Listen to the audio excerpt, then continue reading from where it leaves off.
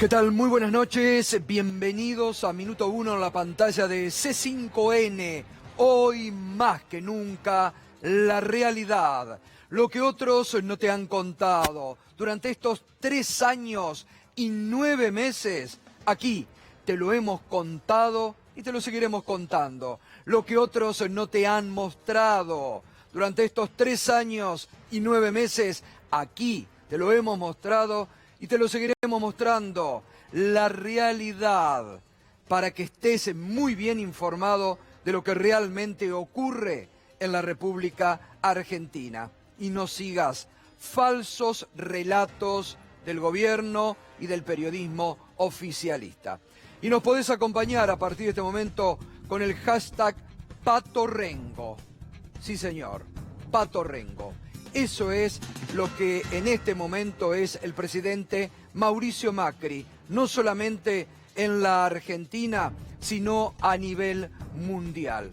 Ya hay una expectativa muy grande, tanto a nivel mundial como en la Argentina, del próximo presidente. Ya los presidentes de otros países, embajadores de otros países, quieren hablar con Alberto Fernández. Aunque la elección del 27 de octubre no haya transcurrido, todos quieren hablar y verlo a Alberto Fernández. En el mundo, incluso, en las últimas horas ya hay enviados de Alberto Fernández a distintos puntos de las finanzas para hablar de lo que será el gobierno a partir del 2020. Y además, fíjese, así como estuvo en España y Portugal, va a estar la semana próxima Alberto Fernández visitando a 2 países hermanos, Bolivia y Perú. Ha suspendido por el momento la visita a México, la invitación que tenía el presidente López Obrador, justamente por un problema de agenda. Pero la expectativa, recién cuando venía para el canal hablaba con uno de los encuestadores más relevantes de la Argentina, que desde hace más de 30 años viene encuestando. Me daba datos realmente muy categóricos sobre la opinión de la sociedad en estos momentos. El 80% de los consultados en la Argentina, escuche bien esto, 80% de los consultados creen que la economía, que la Argentina hoy, gobierno de Mauricio Macri, está entre mal y muy mal. Y la amplia mayoría cree que la responsabilidad se llama Mauricio Macri. 80% se ha elevado de los que perciben que la economía está mal o muy mal. Fíjese otro dato interesante que me contaban. Del porcentaje que no ha crecido desde las PASO Mauricio Macri, no ha crecido Mauricio Macri desde las PASO. Está estancado con posibilidades de que baje. De un amplio porcentaje del voto a Mauricio Macri, ¿sabe por qué es? No es por convicciones, no es por ideología, no es porque Macri les asegure un futuro mejor que ya está visto, no. Es por odio. Un amplio porcentaje del votante de Macri lo hace por odio al peronismo. Y así lo revelan en las encuestas. Ese ingrediente que ha utilizado el macrismo, que ha inoculado a la sociedad de odio, y que ha dejado esta grieta tremenda. Otra bomba que va a dejar Mauricio Macri más allá de la economía. En cambio, fíjese qué interesante, 3 de 4 votantes, 3 de cada 4 votantes a Alberto Fernández lo hacen con fe, lo hacen con expectativa, lo hacen un voto esperanzador hacia lo que se abre en la Argentina. Porque eso es lo que hay en la Argentina de hoy de cara al futuro. Hay esperanzas en que las cosas van a cambiar frente al fracaso que ha significado Mauricio Macri y su gobierno. Y mire cómo será de Pato Rengo, Mauricio Macri, que ya en esto que les estoy diciendo que el mundo está mirando ya a Alberto Fernández, se acaba de conocer la información que un tribunal, que la Corte de Estados Unidos, si lo podemos ver en pantalla, la Corte de Estados Unidos ha definido que el juicio por YPF, ahí está, mire, el reclamo millonario, suspenden el juicio a YPF en Estados Unidos hasta que se sepa quién será el futuro presidente. La Argentina deberá presentar su argumento el 7 de enero de 2020 con el nuevo gobierno. Y el fallo dice, en luz de las próximas elecciones en la República Argentina, la Corte aplaza la fecha de presentación hasta que haya una idea clara de qué administración va a tener poder para hablar en nombre de la República, detalla la jueza Loretta Presca. Y esto, que acaba de ocurrir, esto es solo un ejemplo del Pato Rengo que hoy significa a nivel nacional y a nivel mundial Mauricio Macri. Un gobierno que está en plena retirada, un gobierno que prácticamente no tiene reacción frente al pronunciamiento cada día más tremendo de la economía argentina. Hoy, entre un ratito lo vamos a hablar, se conoció la inflación mayorista del mes de agosto. Tremenda. Los aumentos en una semana de precios proyectados para septiembre es realmente preocupante. Significa que en fines de septiembre la gente va a tener menos poder de consumo, menos poder adquisitivo, menos dinero en el bolsillo. Si ya ahora hay un alto porcentaje de la sociedad que no llega a fin de mes, a fin de septiembre se va a incrementar, producto de la bestial devaluación que Macri hizo el 12 de agosto. Hoy, enseguida te lo cuenta Irina Hauser, empezaron a investigarlo por este tema. A fines de septiembre, los argentinos seremos más pobres de lo que somos. Y cuando Macri entregue el poder, habrá casi un 38% de pobreza en la Argentina.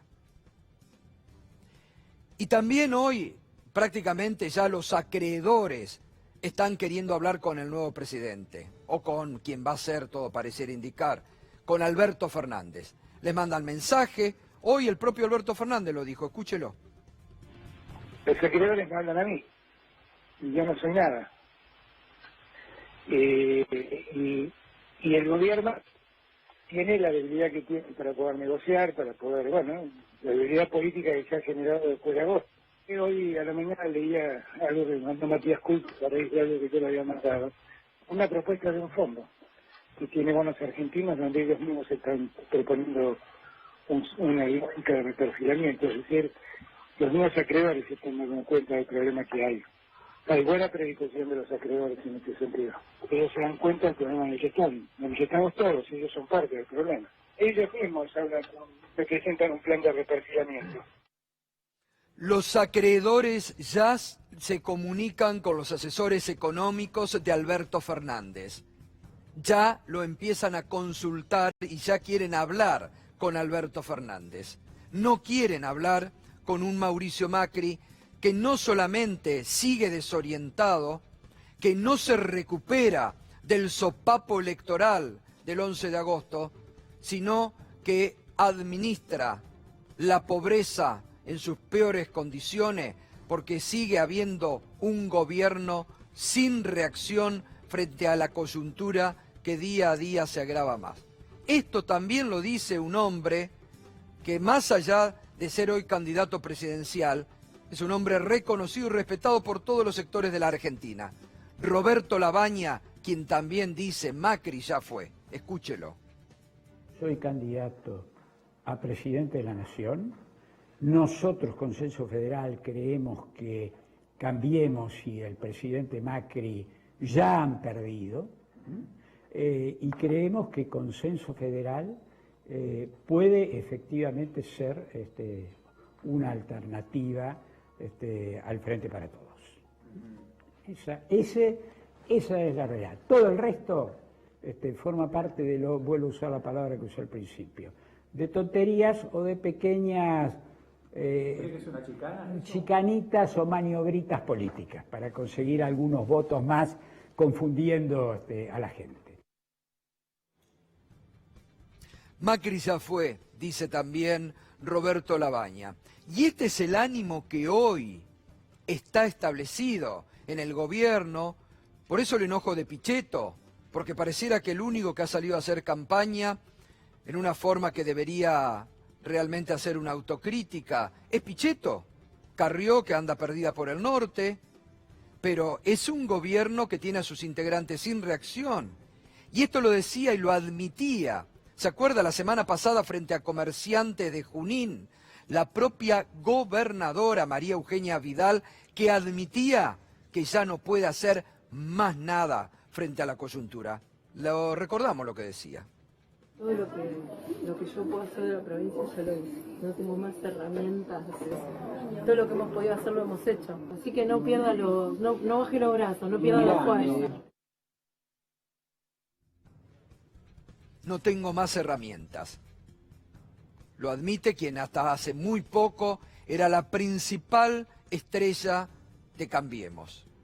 Y todo esto lo refleja muy bien desde hace años, con su agudo ojo crítico de la realidad, el humorista Enrique Pinti, que sobre el gobierno de Macri, para cerrar esta etapa y esta presentación del hashtag nuestro Pato Rengo, mire lo que decía. No tenía ninguna ilusión en Macri porque me di cuenta que tenía esos objetivos. Si soy rico no voy a robar, quédense tranquilos, y yo arreglé boca, puedo arreglar el país. Además soy un empresario, malísimo, porque había fundido las empresas del padre. El padre mismo le dijo, sos un inútil, no servís para un carajo. Así que yo muchas esperanzas no tenía. Ojo, no es nada personal, es tener un pedo atómico. No me ilusioné, como no me ilusioné con Menem. Bien, allí estaba, para cerrar esta primera parte, Enrique Pinti. Muy bien, hemos estado recordando por estas horas el mensaje del domingo del arzobispo de Salta en la cara a Macri, diciéndole que se lleve el rostro de los pobres, los documentos de la Iglesia, la preocupación, no solamente de la Iglesia Católica, sino de otras iglesias de la Argentina, por la situación social y la pobreza y el hambre en la Argentina. Pero lo que todos ya hablan y lo ponen sobre la mesa como preocupación, el gobierno lo sigue negando. Es increíble, ¿no? Y ahora Pichetto sale a pelearse con la Iglesia por el tema del hambre. Escúchelo. Hablar de hambre, del concepto famélico en la Argentina, me parece una exageración. De la episcopal, exageración. ¿Puede haber sectores que tienen problemas? Sí, sí los tienen. Sí, nadie discute eso. Que hay pobreza estructural, también nadie la discute. Ahora, que la gente se muere de hambre en la Argentina, el concepto de morirse de hambre en la Argentina y que hay hambre. Si está determinado, bueno, denunciémoslo, tratemos de llegar, ayudémoslo. Si la solución es esta ley, votémosla. Yo, la verdad, no. ¿Usted cree que una solución esta ley? Yo creo que no. Yo creo que no, pero bueno, si es a los fines de lograr la tranquilidad social, en fin, no se van a ir de la calle tampoco, ya dijeron que la calle era de ellos. El arzobispo de Salta ayer habló delante del presidente de los pobres y le se refirió directamente de Salta, al presidente. Carece de la diplomacia vaticana, un hombre poco inteligente. La pobreza en Salta también es estructural y de larga data. Y la gestualidad que tuvo con el presidente fue incorrecta. Bueno, siguen desconectados de la realidad. No admiten la realidad que dejan, dura, de mayor pobreza, de mayor desocupación. No se hacen cargo. Casi 4 años de gobierno y no se hacen cargo de la pésima situación que en todos los frentes va a dejar el gobierno de Mauricio Macri. Pésima gestión, fracaso absoluto y un país realmente con muchísimos problemas por donde se busque. Hoy a Pichetto le respondió uno de los curas del arzobispado de Salta, que justamente el viernes había pedido públicamente que el presidente Macri no concurra con fines electoralistas a esta fiesta popular de peregrinación de fe en Salta. El padre Raúl Méndez, que le respondía a Pichetto y que hablaba sobre el hambre y la pobreza en la Argentina de esta forma. Usted había pedido públicamente que el presidente Macri no asistiera a esta celebración. Aparecen solamente cuando es periodo de elecciones. No, nunca había venido. Claro. Nos parecía que el que venía era el candidato más que el presidente. Y estando en un marco de un proceso electoral que viene muy conflictuado y con muchas rispideces, por eso nos parecía que no era oportuno. Bueno, muy bien. Y hoy el candidato presidencial Alberto Fernández se reunió con parte de la pastoral social de la iglesia aquí en la ciudad de Buenos Aires, con los denominados curas villeros, ¿no? Vine a la parroquia San Cayetano de Liniers a escuchar al padre Pepe y a los curas villeros, que hacen un trabajo muy importante en los barrios más vulnerables de la ciudad de Buenos Aires y el conurbano. No debemos perder el foco. Nuestra prioridad es una Argentina sin hambre. Y Alberto hablaba tras este encuentro con los curas villeros, esto decía. De la pobreza hoy estuviste con los curas denominados villeros, mañana está la ley de emergencia, se vota en el Senado, ¿crees que se va a aprobar? Y bueno, ¿qué visión tenés hoy con los curas villeros que te juntaste? Los curas villeros solo tienen mi respeto, hacen un trabajo enorme. Y la verdad que fui más a escucharlos a que me escuchan y a decirles cómo los ayudo, porque el trabajo que hacen es inmenso. Les he contado algunas ideas que tengo, que quiero que hagamos juntos con ellos y con otros, y que tiene que ver con el hambre fundamentalmente, que es algo que a mí me preocupa mucho, porque la Argentina habla del hambre como si fuera una cosa ajena, y el hambre lo podemos resolver nosotros. Somos un país que dice producir comida para 400 millones de personas, pero no podemos resolver el hambre de 15 millones de pobres. Eso es indigno como sociedad. Así que hablé mucho de eso con los curas, me contaron mucho el trabajo que hacen, me transmitieron la gran preocupación que tienen por el modo en que las adicciones se expanden en esos sectores de la sociedad. Y bueno, y yo lo que les di es mi compromiso absoluto de trabajar con ellos. Mañana el Senado, ¿cómo lo ves? La ley de emergencia. Y debe salir, si estamos en un problema con la alimentación de los argentinos. Muy bien, y lo decíamos recién, ¿no? Se conoció la inflación mayorista del mes de agosto. Realmente da miedo, ¿eh? Mire lo que ha sido la inflación mayorista para el mes de agosto, que se proyecta más arriba todavía para el mes de septiembre. 11,2% en agosto la inflación mayorista. 11,2% en agosto. 34,4% acumulada interanual, 62,9%. La verdad, tremendo, Fernando, ¿no? Buenas noches. ¿Qué tal, Gustavo? Buenas noches. Sí, es muy interesante ver los subíndices que componen esta inflación.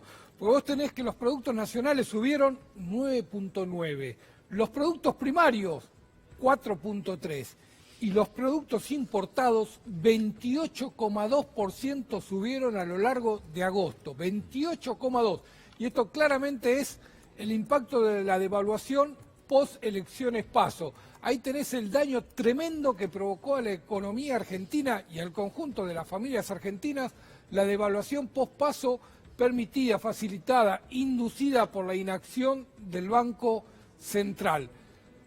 Todo esto va a llegar a las góndolas en algún momento, no es lineal, no es que de un mes para el otro se traslada, ya lo vemos, ahí estaba más de 62% en el último año, la inflación minorista está en 55% para ese mismo periodo, por lo tanto todo ese desfasaje va a tardar en estas próximas semanas y en los próximos meses en llegar a los consumidores, pero llega, En este año los precios minoristas subieron 30%, los mayoristas 34.4%. Ese diferencial se va a trasladar a los precios al consumidor. Tarda porque cayó mucho el consumo, porque hay muy pocas ventas, entonces las empresas intentan trasladar lo menos posible en la forma más progresiva posible, pero a la larga todos estos aumentos llegan al consumidor, Gustavo. Bien, y hoy cómo fue el dólar y el riesgo país, que día a día también da su sorpresa. Mire, el dólar oficial cerró a 59,06, sigue subiendo.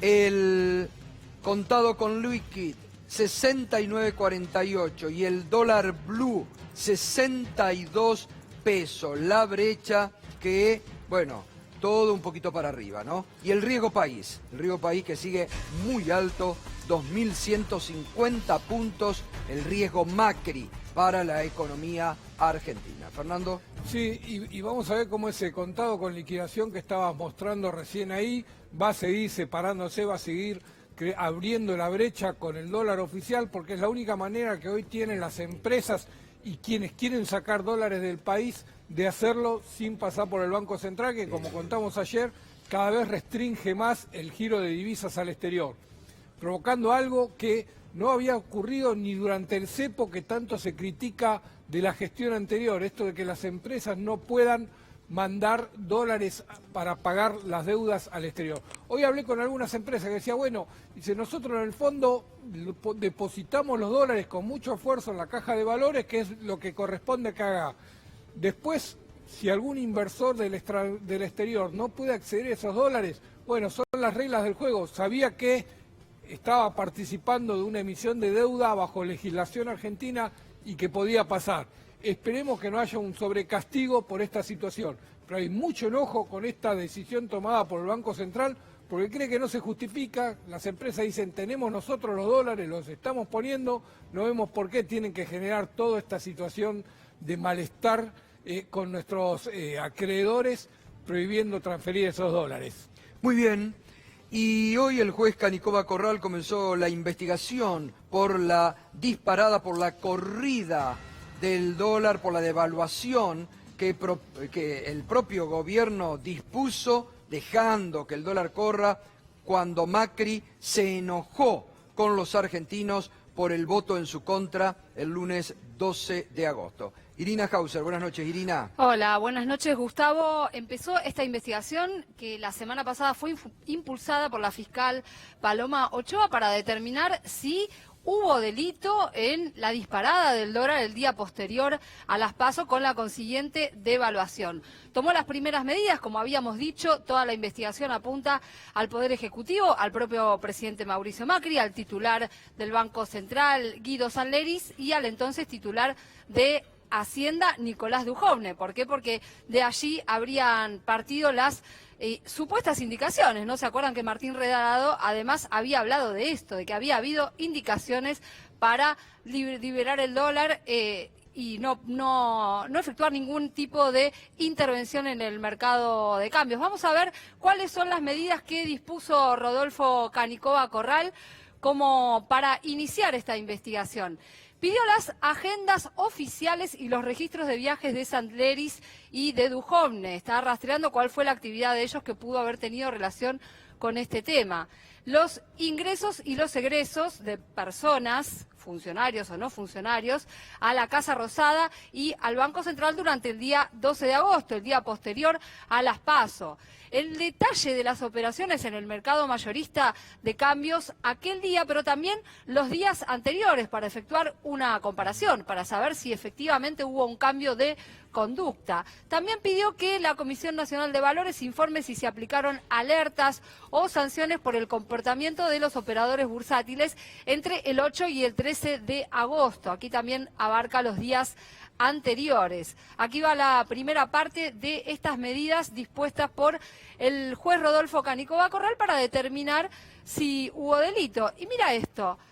También pidió el listado de funcionarios que participaron en los acuerdos con el Fondo Monetario y los documentos firmados con el fondo desde el año 2018. ¿Por qué? Porque lo que quiere saber es si hubo algún tipo de discrecionalidad en la lectura de ese acuerdo que se hizo. Al no haber habido, como decíamos antes, intervención en el mercado de cambios, ni se puso a la venta el monto de dólares que estaba permitido, que eran 250 millones por día en ese momento.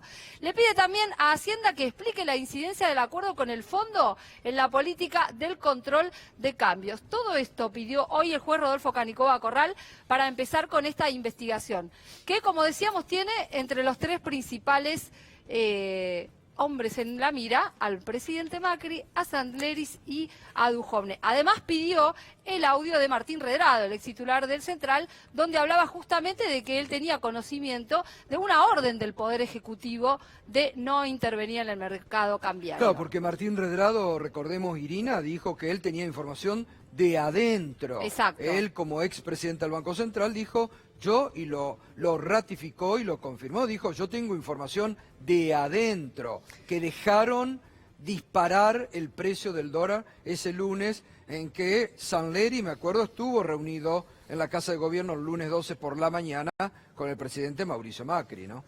La lógica es que después de recibir esto lo cite a declarar a Redrado, lógicamente, para ver qué puede aportar a la investigación.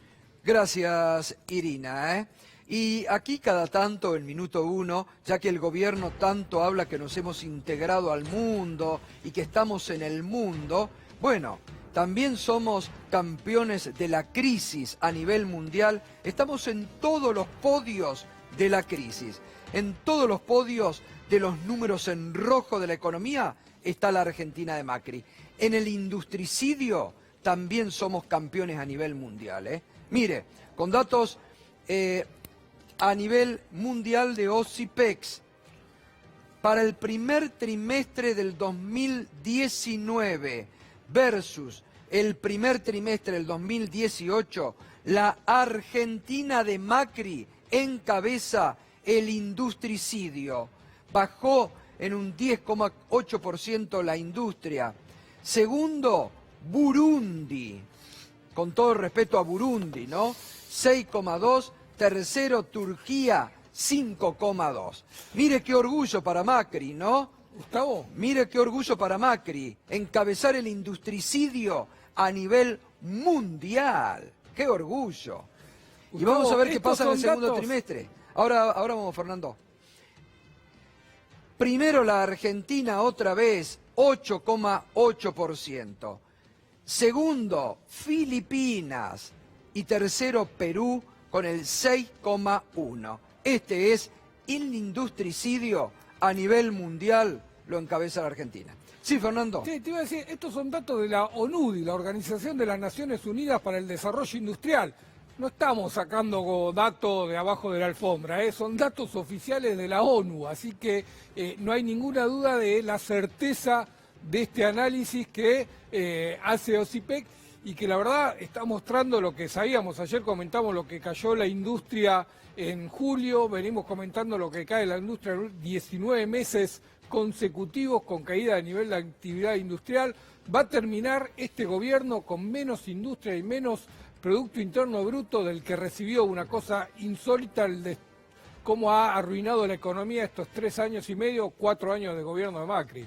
Pedro, querías acotar algo. Y podríamos agregar que Burundi es considerado uno de los países más pobres del mundo, por supuesto está en el África, con muchos conflictos internos, guerras civiles, habrán escuchado mucho de Ruanda y los Hutis y los Tutsis, bueno, sin entrar en esos detalles, uno de los países más pobres, superpoblado, guerras civiles, la verdad es difícil comparar a la Argentina con Burundi y Fernando, Sí, digamos que lo que estamos mostrando acá es la caída del nivel industrial, no el nivel de industrialización del país, que claramente Argentina es un país industrializado, no como Pero por eso digo que te nación, pongan ¿no? en la misma categoría Pero que Burundi. lo que te está mostrando es cómo se va destrozando. Tal cual. Es increíble, vos lo que ves es el proceso, porque uno viviendo en la Argentina ve las fotos todos los días y a veces se pierde la película. Esto lo que te está mostrando es la película, te está mostrando qué es lo que está pasando a lo largo del tiempo con sectores clave de la economía nacional como es la industria, ¿no?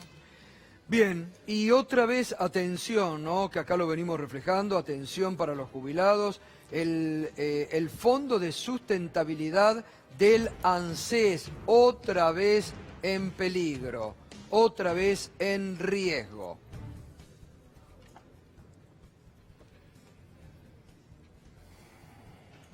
El gobierno se financia directamente con el Fondo de Garantía de Sustentabilidad, el ANSES, emisión letras del Tesoro, 35.000 millones a 6 meses, 65% anual, 275 millones de dólares a 6 meses, 8,1% anual en dólares. Esto salió en el boletín oficial. Están metiendo, tantas veces lo ha denunciado aquí Miguel Fernando Pastor, están metiendo mano en forma permanente en el Fondo de Garantía de Sustentabilidad del ANSES, en la plata de los jubilados. Este gobierno le sigue metiendo la mano en el bolsillo a los jubilados. Habrá que ver qué es lo que dejan en ese Fondo de Garantía de Sustentabilidad de jubilados, ¿no, Fernando? Sí, yo estaba recordando lo que fue el proceso de industrialización de Brasil, que tomó fondos previsionales para financiar la actividad, la expansión de la industria y hasta para financiar la internacionalización de las empresas brasileñas. Acá teníamos el Fondo de Estabilización que estaba siendo utilizado para financiar a empresas, que estaba siendo utilizado para financiar inversiones, para financiar actividad en las pequeñas y medianas industrias, y de repente nos vemos que para lo único que se usa ahora es para meterle deuda del Estado, financiar el Estado, financiar el déficit. Dijeron que venían a terminar con el déficit, terminan con un déficit mayor y necesitando meter la mano en la caja de los jubilados. Un fondo que tendría que ser utilizado para financiar la actividad productiva, para financiar el desarrollo, solo es para la timba financiera, Gustavo, como todo lo que ha tocado a lo largo de estos 4 años de gobierno. Bueno, muy bien. Ahora vamos a continuar con toda la información, pero nos acompaña esta noche Ricardo Forster para analizar un poquito el discurso de estos días. Siempre Ricardo nos ayuda a entender un poquito más, ¿no? Porque hay algunas cuestiones y que además nos está trayendo su último libro, Ricardo Forster, La Sociedad Invernadero, el neoliberalismo entre las paradojas de la libertad, la fábrica de subjetividad, el neofascismo y la digitalización del mundo, ¿eh? Me gustó el título, La Sociedad Invernadero. ¿Cómo estás, Ricardo? Buenas noches. ¿Cómo te va? ¿Qué decís? ¿Por qué la Sociedad Invernadero?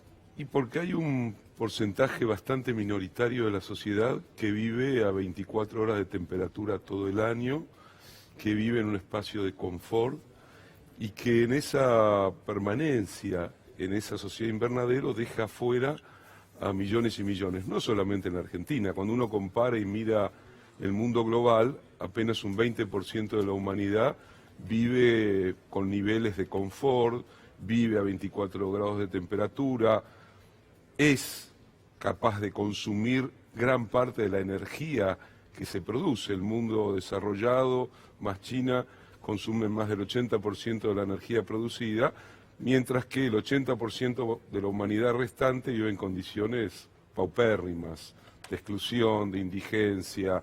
3.500 millones de habitantes apenas si ganan unos pocos dólares cuando los ganan diarios para mal sobrevivir. Se trata de pensar finalmente el neoliberalismo, a dónde nos lleva el neoliberalismo, ¿no? Sí, sí. Vos sabés que hoy, en estos días, me estaba acordando mucho de tu libro anterior que vos escribiste sobre la llegada del neoliberalismo. La repetición argentina. La repetición argentina, donde vos hablabas mucho, pero también de alguna forma adelantabas, ¿no? Cómo iba a terminar todo Mira, este a mí proceso. casi me crucifican al comienzo del 2016 porque Sí. en un programa de radio pronuncié una frase maléfica. Dije, yo no quiero que a Macri le vaya bien, Sí, porque sí. si le va bien Te va a condenaba. pasar A, B, C, D. La verdad es que está ahí el programa. Es una tragedia comprobar que han superado el horror de la predicción. Claro. Pero cualquiera que se hubiera detenido a observar el proyecto de gobierno de Mauricio Macri a partir del 10 de diciembre del 2015, lo que implicaba endeudamiento, aumento exponencial de las tarifas, apertura de los mercados, etcétera, etcétera, y dejándose armar y articular por un proyecto neoliberal que para la Argentina implicaba ser el supermercado del mundo. ¿Te acordás cuando Macri pronunció esa famosa frase? Exacto. Él admira a la generación del 80 y nosotros éramos el granero del mundo. Exportábamos granos, carnes y comprábamos todos los productos manufacturados. Ahora íbamos a dar un salto cualitativo y nos íbamos a convertir en el supermercado del mundo. Íbamos a agregar un poquito de algo de industrialización agraria y nos íbamos a parecer a Australia. Claro, Australia tiene 20 millones menos de habitantes que la Argentina y un camino social, económico, político totalmente distinto. Lo cierto es que a lo largo de casi 4 años no hay una sola medida que haya tomado el gobierno de Mauricio Macri que haya beneficiado a la mayor parte de la sociedad. Ya no digo a los sectores que más sufren, sino incluso a aquellos estamentos sociales, medios y medios altos que lo han votado. Claro. Uno ve la crisis de la industria de la que vos hablabas recién, pero también ve un mapa de pauperización general de la sociedad con datos horribles, ¿no? Es increíble, Ricardo, cómo frente a esta realidad que los argentinos en forma realmente espectacular mostraron el 11 de agosto, en un ejemplo de ciudadanía, decirle, muchachos, nos ignoraron, mirá lo que te hacemos con el voto. Te estamos diciendo que no. Ahora, es increíble que frente a esa realidad, el gobierno sigue ensimismado. Pichetto dice, la iglesia dice que hay hambre, yo digo que no hay hambre. Es que no puede. Me parece, Gustavo, que... Pero es tremenda la negación. Es un obstáculo. Bueno, es que la realidad para ellos era una proyección ordenada bajo un libreto que estaba armado ahí entre Durán Barba, el jefe de gabinete, y un intento de transformar... El poder que hablamos siempre, el poder político, mediático y judicial que ha gobernado la Probablemente Argentina. Ningún gobierno de la democracia haya tenido una protección y un blindaje como el que tuvo y todavía en parte tiene el gobierno de Mauricio Macri. Hay que ir a los primeros años de la dictadura, censura, represión, para tener una prensa absolutamente callada. Pero inmediatamente después algo apareció incluso en la prensa. En cambio, cuando vemos el tratamiento del gobierno de Macri durante estos años, nos encontramos con un bloqueo informacional muy fuerte. Eso significa que en verdad el relato sobre lo que nos estaba pasando estaba articulado como una fábula, pero ellos ya no pueden salir de esa fábula porque la verdad es que así viven el mundo. Pichetto, cuando dice las cosas que dice, en realidad está siendo brutalmente sincero. Su desprecio hacia los pobres, hacia los migrantes, su mirada absolutamente despiadada frente a los que más sufren cuando dice en Argentina no hay hambre, está mostrando paradójicamente de alguien que dice haber venido al peronismo. Uno lo puede imaginar más de ambos Bullrich, de Patricia y de Esteban, apellidos de la prosapia oligárquica argentina, o del propio Macri, que siempre vivió en un tupper, desde Cardenal Newman hasta su madre, gran terrateniente en Tandil. Pero ver de qué manera un gobierno representa a un sector muy chico de la sociedad, algunos bancos, las empresas de energía, los grandes exportadores cerealeros y los especuladores financieros locales e internacionales. Nadie más. Pichetto, esa forma de pensar también refleja esta sociedad invernadero de la que vos hablás. Bueno, yo hablo por ahí del neofascismo. Hoy se está dando un maridaje peligroso, Brasil es un ejemplo, y Pedro lo podría explicar mejor que yo, donde un proyecto autoritario y de extrema derecha, misógino, racista, que tiene todos los condimentos aparte de una visión brutal del mundo, como representa Bolsonaro, se construye una alianza con un sector ultra neoliberal que es el que expresa el ministro de Economía. Es decir, hay una crisis de la democracia, no solamente en los países periféricos, sino que también lo hemos visto en Europa. Ahora ha caído el gobierno de extrema derecha de Italia, pero mañana podría haber elecciones en Italia y vuelve a ganar un gobierno de extrema derecha, que en lo económico, y es la paradoja, terminan como Trump en Estados Unidos, teniendo una relación que no es antagónica con el proyecto neoliberal, porque en los últimos 40 años nos habían dicho que neoliberalismo y democracia iban de la mano. Y lo que estamos viendo es que puede haber un gobierno durísimo, antimigratorio, de extrema derecha, autoritario, que esté absolutamente a favor de la financiarización de la economía, de la precarización, porque ojo que el neoliberalismo no es solo financiarización de la economía, es precarización. Pero algunos dicen que Trump no es neoliberal porque se preocupó un poco por el mercado interno. Pero sin embargo, la precarización laboral en los Estados Unidos crece a pasos agigantados. Entonces me parece que hoy hay un tipo de peligro político que es desnutrir la democracia, vaciarla de contenido, que solamente una plutocracia y sus tecnócratas tomen decisiones y la vida democrática. ¿Qué hace Macri el lunes siguiente a las elecciones? Vos lo estabas mostrando. Está enojado contra rechaza. el soberano. La elección ocurrió, dijo. Claro, pero está enojado. La elección ocurrió. La democracia, aquí, digo, la democracia es todavía, en una democracia muy vaciada, como suele ser la democracia contemporánea, todavía queda como último resorte de legitimidad el voto, al menos. Que la sociedad piense que va a votar y que su voto es aceptado como algo que políticamente define la vida democrática. Y sin embargo a Macri se le ocurre decir, estoy enojado, entonces manda el dólar a 60 pesos. Sí, fue un castigo a la sociedad. Sí. Ayer en la presentación en el Congreso, el ministro Lacunza pidió que cada 4 años, en una elección, no se resetee el modelo económico. Digo, cuando lo que hizo la ciudadanía fue justamente resetear el modelo económico en las elecciones, ¿no? Pero a ver, si el 10 de diciembre no se hace un giro de 180 grados respecto a la política económica implementada por el macrismo durante estos 4 años, la Argentina directamente no es que tiene peligro de caer en el abismo, se desarma. Esto está claro.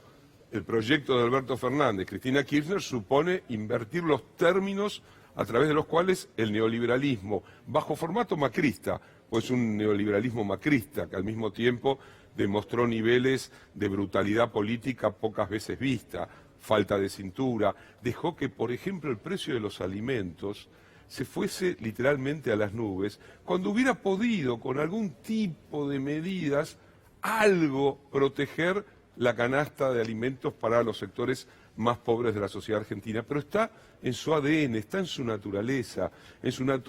No les importa. No les importa, pero aparte, a ver, por un lado llenó de nuevos funcionarios el Estado, incluso los está poniendo en planta permanente. Y por otro lado, desde el comienzo, hablaron de la grasa militante, hablaron de que el Estado era elefántico, que había que reducirlo. Odian al Estado cuando el Estado se ocupa de lo que debe ocuparse, que es proteger a los más débiles. Quieren el Estado, porque hay un mito también que hay que romper. El neoliberalismo no va contra el Estado, el neoliberalismo captura al Estado y lo transforma en una herramienta para desplegar todas sus políticas. Esto es lo que hizo el macrismo, con DNU, con votos en el Congreso de la Nación. Con la justicia. Con la justicia. Es decir, por eso hay que ir rompiendo mitos. Por eso, digamos, yo en el libro trato de pensar el neoliberalismo no solamente en función de la Argentina, sino como un proyecto global que creo que hoy está en una crisis simbólico-política muy profunda. Eso te iba a preguntar, ¿vos cómo imaginás? Digo, porque está claro, ¿no?, que después de diciembre para Macri no hay futuro político, que ha representado... Hoy Macri está siendo, digamos, rechazado por todos los que le otorgaron el poder, porque le dijeron, pero hermano, te dimos todo el poder que tuviste y fracasaste, ¿qué hiciste? Perdón, con un país que llegó desendeudado. Sí, bueno. Con un país con un nivel adquisitivo del salario razonable y niveles de desocupación bajas, con los problemas propios de una economía en un tembladeral internacional. ¿Pero vos ves una continuidad o vas a ver de lo que...? No, a ver, no puede haber una continuidad. No me refiero a Alberto Fernández, no. En el proyecto de Macri, político del PRO. A ver, yo recuerdo... va a haber una... Hubo una fantasía que algunos esgrimieron con sesudos análisis respecto a una nueva derecha democrática. Tuvieron la mala suerte de elaborar esa teoría entre el triunfo electoral del 2017 y el momento de esas movilizaciones de finales de año 2017, donde todo se le complicó al macrismo. En verdad... el macrismo intentó ser una nueva derecha que al mismo tiempo que se ofrecía como políticamente correcta, incluso recordemos que Macri habilitó el debate sobre el tema del aborto en el Congreso. Sin embargo, en términos estructurales y en términos de un nuevo autoritarismo, avanzó el caso Bullrich, el caso Ministerio de Seguridad, el caso Maldonado, el caso Nahuel, el caso de la liberación, entre comillas, de las fuerzas de seguridad para que literalmente puedan utilizar el gatillo fácil, muestra un perfil muy autoritario de esa derecha. En realidad el macrismo intentó, y quizás los restos que queden del macrismo intentarán rearmar una derecha que pueda dar disputa electoral. En el 2015, el macrismo, para sorpresa de muchos, logró ganar el gobierno. En el 2017... Con radicales y con Carrió, ¿no? Sí, sí, sí. Hay que ver también acá el papel de los radicales, si recuperan la dignidad como partido de difícil, poder o siguen entregados por puestos o cargos. ¿Sabes lo que pasa? ¿no? El radicalismo hace mucho que se ha convertido en un partido conservador. Sí. El último intento, y quizás el más expansivo después de Irigoyen, para hacer del radicalismo un partido progresista, más o menos socialdemócrata en condiciones muy difíciles, fue el de Raúl Alfonsín. El radicalismo que quedó, sobre todo a partir de la Alianza, fue un radicalismo capturado por una visión conservadora y liberal de la vida argentina, ¿no? Ricardo, indudablemente el país que imaginábamos todos, creo, incluyendo a Alberto Fernández y a todos los candidatos, el 11 de agosto se puso mucho más complejo después de las elecciones, o por lo menos todos los problemas se agravaron, eso es indudable. ¿Ves posible esta suerte de pacto social que plantea el candidato del Frente de Todos en una mesa grande donde estén sindicatos, empresarios, iglesias, las distintas instituciones e incluso algún dirigente opositor? Y en ese caso, ¿a qué dirigente ves hoy emergiendo como el opositor? Mira, lo primero que habría que decir es que el macrismo tuvo un cierto éxito. Logró de nuevo inclinar hacia la derecha la agenda argentina. Es decir, esto significa que en determinados momentos de nuestra historia, la dictadura es un caso ejemplar, las sociedades reciben un golpe tan grande que la salida de ese golpe es volverse más pacatas, más conservadoras, tener miedo a arriesgar de nuevo. Después de los 12 años del kirchnerismo, el poder, los núcleos que determinan la vida económica en la sociedad argentina quisieron frenar las ínfulas de una mejor distribución de la renta, de una disputa en torno a lo que ha sido siempre un litigio de la sociedad argentina, que es un litigio por la igualdad. Entonces, frente a eso, el próximo gobierno está efectivamente demandado por una agenda que implica endeudamiento feroz, crecimiento exponencial de la pobreza, desindustrialización, es decir, reprimarización de la economía. ¿Qué debería, me parece, hacer el nuevo gobierno? Yo recuerdo que en un reportaje el representante económico del Partido Laborista en la oposición, el posible ministro de Economía de ganar Corbyn en Inglaterra, él decía que ante las consecuencias durísimas de las políticas neoliberales, un gobierno progresista debía en realidad doblar la apuesta. Me parece que estamos frente a un escenario donde, por supuesto, hay que construir ámbitos de consenso. Creo que Alberto va a tener una suerte de aire o de oxigenación producto de la brutal crisis a la que llevó el macrismo al país. Eso va a significar que los actores económicos sociales van a tener que sentarse, van a tener que discutir. Hay algunas medidas que implican inmediatamente movilizar el mercado interno. Hay que atender fundamentalmente a los sectores más lastimados, más débiles, hay que atender la descomposición del salario, hay que atender a los jubilados y hay que atender a las pequeñas y medianas empresas. Hay que utilizar la maquinita. Parecido a lo que le sucedió a Néstor Kirchner, digamos. Sí, con otras sí, parecido, con características quizás distintas, por una diferencia no menor.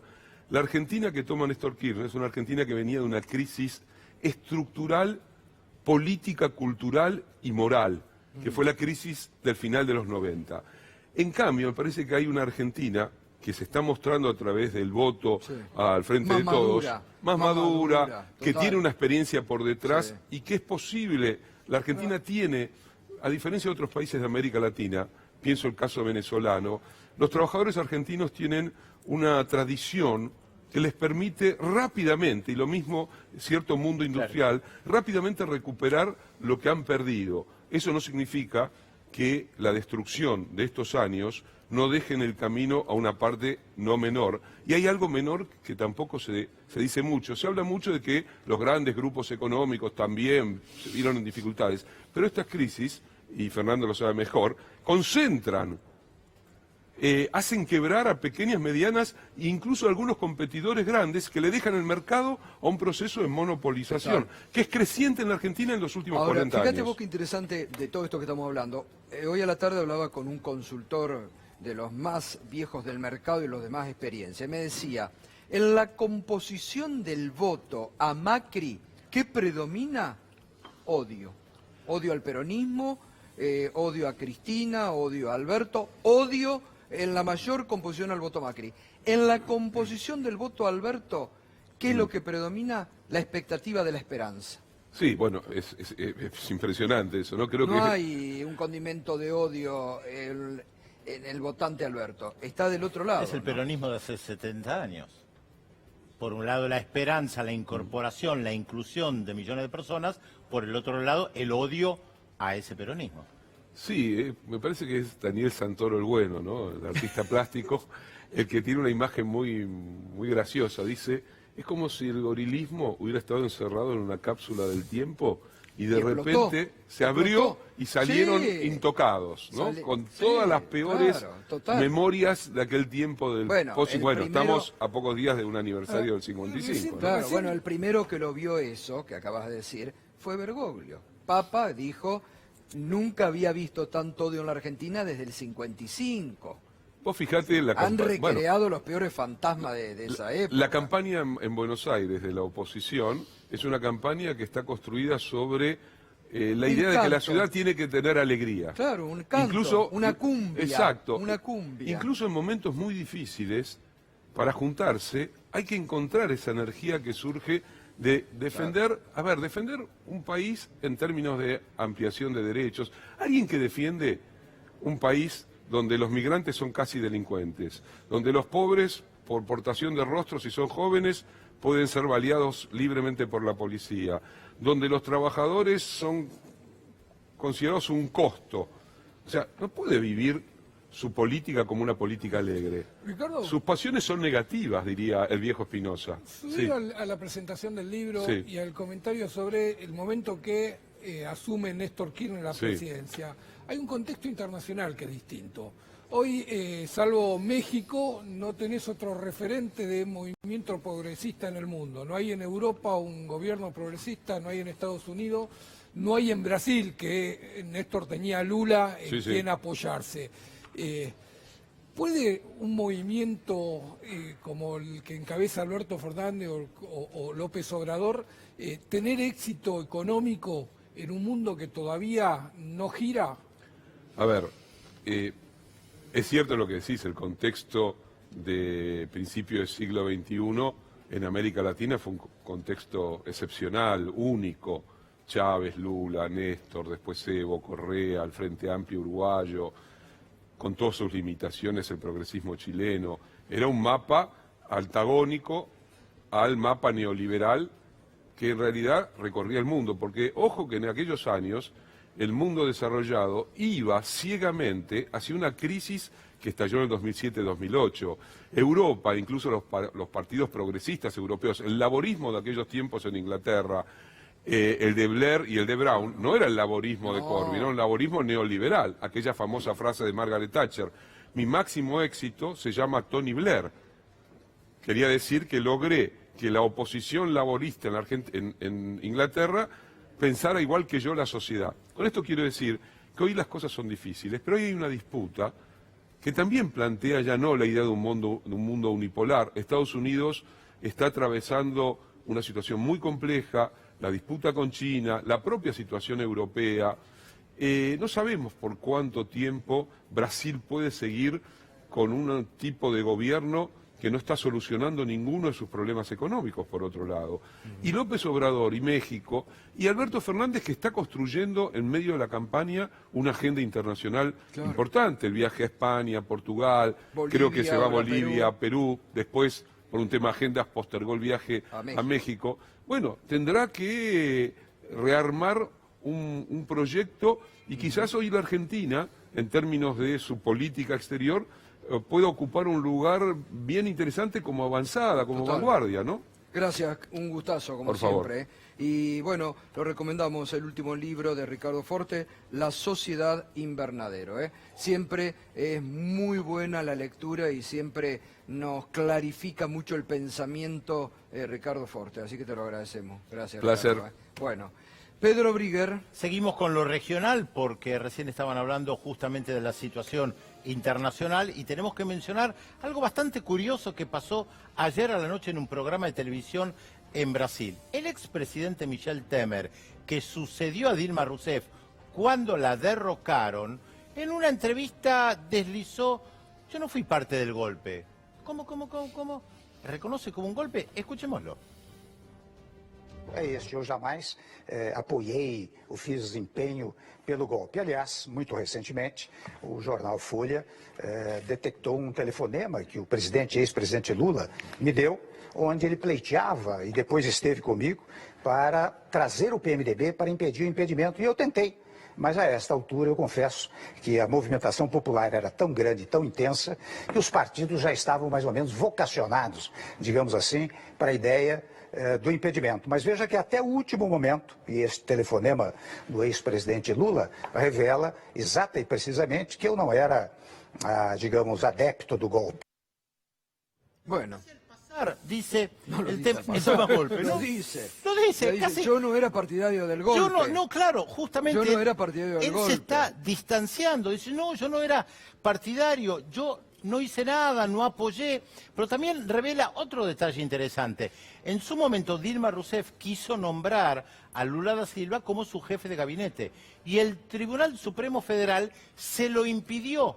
Se lo impidió porque el juez Sergio Moro divulgó de manera una conversación ilegalmente tomada, donde había conversaciones entre Dilma Rousseff y Lula da Silva. Utilizaron esa conversación para impedir que él asumiera como jefe de gabinete. Como bien dice Temer, si Lula hubiera asumido como jefe de gabinete por el vínculo que él tenía con el Congreso y la capacidad de negociar en el Congreso, no lo hubieran podido derrocar a Dilma Rousseff. O sea, redondito está dando la explicación del golpe, del derrocamiento de Dilma Rousseff, que acá en C5N explicamos ya hace mucho. Lo que pasa es que ahora lo reconoce uno de los actores centrales del derrocamiento de Dilma Rousseff y todo lo que pasó después, Lula hoy en la cárcel. Seguimos a nivel regional porque una noticia de hoy importante, porque el Parlamento, la Asamblea Nacional de Ecuador, votó una resolución para abandonar la UNASUR. Increíble, pero cierto. Lenín Moreno sacó a Ecuador de la UNASUR. Dos argumentos centrales: la debilidad de la UNASUR y, en segundo lugar, la cooptación ideológica. Por supuesto que el expresidente Rafael Correa dijo inmediatamente que esto era una traición y que además Quito, que había sido la capital de América del Sur, ya iba a volver a ser la capital de América del Sur.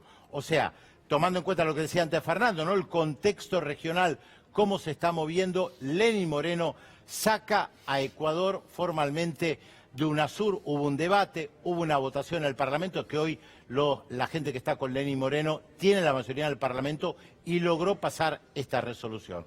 Pero podemos decir por ahora, porque los vientos están cambiando y si bien es verdad que Ecuador saca hoy a su país de la UNASUR, en cualquier momento se puede volver porque hay movimientos regionales importantes, lo mencionaba antes Alberto Fernández, para integrar la región. Y vale la pena recordar algo que siempre señalamos acá. Cuando en 2008 se aprobó el tratado constitutivo de la UNASUR, el presidente de Colombia era Álvaro Uribe. Convivían Chávez y Uribe. Y uno podría decir, qué paradoja. Las derechas que siempre critican a las izquierdas de antidemocráticas, en cuanto pueden, destruyen la integración regional por motivaciones ideológicas y sacan a Venezuela por motivaciones ideológicas. Y la izquierda, que dicen que es antidemocrática, cuando construyen un acuerdo regional, incluyen a alguien que estaba en las antípodas del pensamiento, que era Álvaro Uribe. Interesante. Muchas gracias, Pedro. Muy interesante lo de hoy, muy interesante lo de Temer. Bueno, ya todo va saliendo a la superficie. Como así en la Argentina, las operaciones del gobierno con la justicia se van cayendo, se van desarmando, la verdad también se va conociendo lentamente en Brasil. Que tengan el castigo que se merecen, allá y acá, obviamente. Y hablando de justicia, enseguida tras la pausa te vamos a contar el emperador Gerardo Morales I de Jujuy, nueva arremetida contra la justicia. Ahora se quiere llevar puesto al procurador jujeño. Lo mismo que Macri hizo con Gils Carbó a nivel nacional, lo hacen en la provincia. Hoy hubo una reunión de los procuradores de toda la Argentina en contra de la embestida de Morales. Más de la economía enseguidita. También más de la política con Juan Amorín. Y tenemos mucho más en la próxima hora. La realidad a pleno aquí en Minuto 1. Ya volvemos.